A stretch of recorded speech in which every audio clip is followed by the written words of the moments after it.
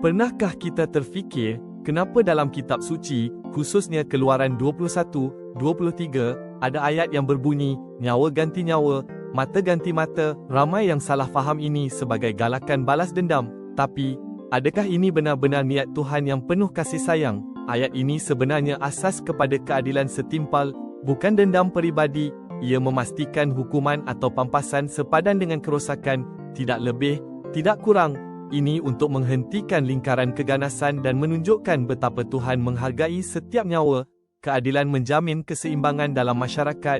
Tuhan itu adil, dan kasih-Nya meliputi keadilan yang terperinci. Ia bukan tentang kekejaman, tetapi tentang kasih yang mencari pemulihan dan menjaga martabat manusia. Melalui undang-undang ini, kita melihat betapa telitinya Tuhan dalam menegakkan kebaikan dan keadilan bagi semua ciptaannya. Inilah keadilan ilahi yang berlandaskan kasih.